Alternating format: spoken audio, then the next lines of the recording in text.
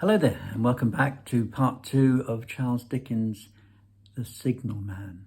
If you remember, our author had become quite fascinated by this strange placing of a signal box right down in the depths of the earth, it seemed to be, right beside a tunnel, and wanted to go and talk to the gentleman that worked there. He did go down and was having a conversation with him, which eventually started to be free-flowing. Let's see what happened next. All that I've ever condensed, he said in a quiet manner, with his grave, dark regards divided between me and the fire. He threw in the word sir from time to time, and especially when he referred to his youth, as though to request me to understand that he claimed to be nothing but what I found him. He was several times interrupted by the little bell, and had to read off messages and send replies. Once he had to stand without the door and display a flag as a train passed and make some verbal communication to the driver. In the discharge of his duties, I observed him to be remarkably exact and vigilant, breaking off his discourse at a syllable and remaining silent until what he had to do was done. In a word, I would have set this man down as one of the safest of men to be employed in that capacity, but for the circumstance that while he was speaking to me, he twice broke off with a fallen colour, turned his face toward the little bell when it did not ring, opened the door of the hut, which was kept shut to exclude the unhealthy damp, and looked out towards the red light near the mouth of the tunnel. On both of those occasions, he came back to the fire with the inexplicable air upon him which I had remarked without being able to define when we were so far asunder. Said I, when I rose to leave, "You almost make me think that I've met with a contented man." I'm afraid I must acknowledge that I said it to lead him on. "I believe I used to be," he rejoined, in the low voice in which he had first spoken. "But I am troubled, sir. I am troubled." He would have recalled the words if he could. He had said them, however, and I took them up quickly. "With what? What is your trouble?" "It's very difficult to impart, sir. It is very, very difficult to speak of. If ever you make me another visit, I'll try to tell you. But I expressly intend to make you another visit. Say, when shall it be?" "I go off early in the morning, and I shall be on again at 10 tomorrow night, sir." "I will come at 11. He thanked me and went out of the door with me. "I'll show my white light, sir," he said in his peculiar low voice, "till you have found the way up. When you've found it, don't call out, and when you are at the top, don't call out."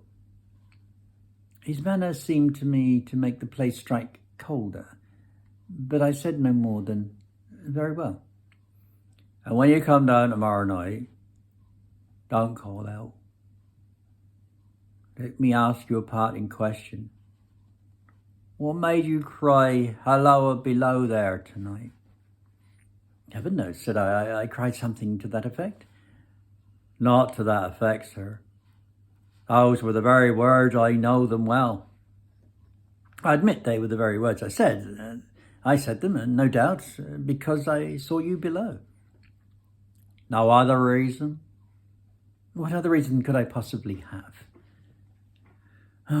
"You had no feeling that they were conveyed to you in any supernatural way?" "No." He wished me good night and held up his light. I walked by the side of the down line of rails with a very disagreeable sensation of a train coming behind me until I found the path. It was easier to mount than to descend, and I got back to my inn without any adventure.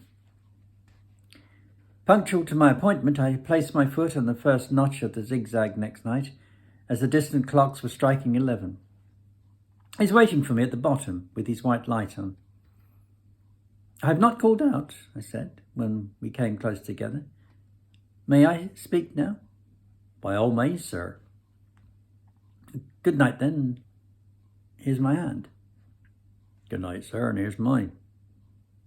With that, we walked side by side to his box, entered it, closed the door, and sat down by the fire.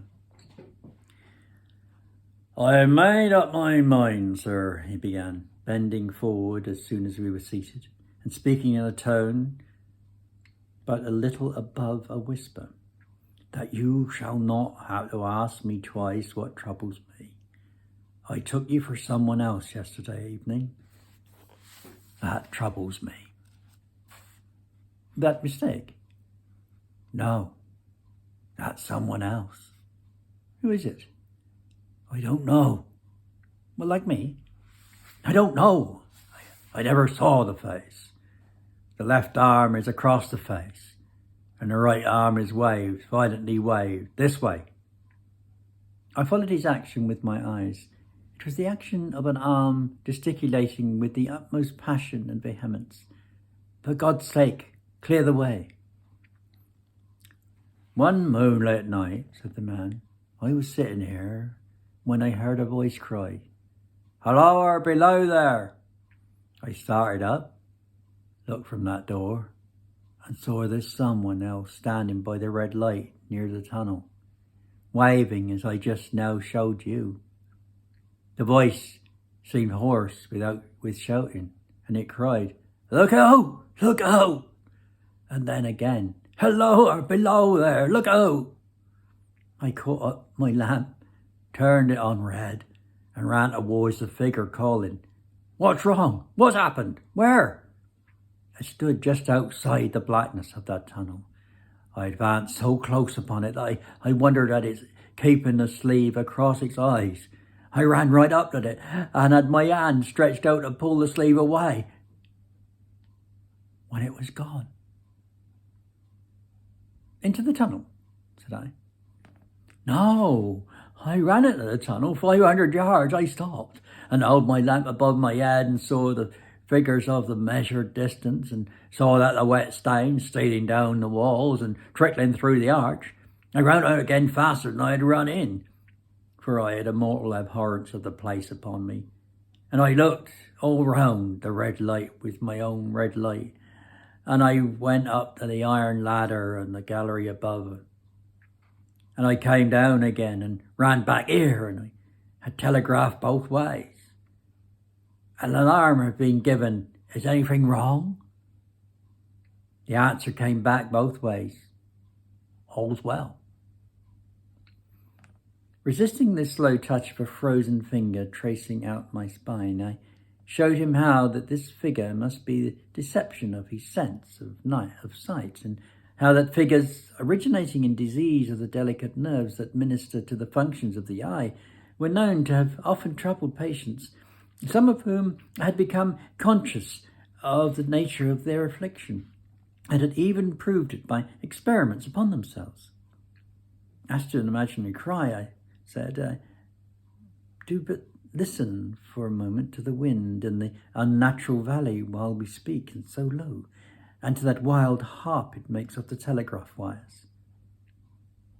That's all very well, he returned, after we had sat listening for a while, and he ought to have known anything of the wind and the wires.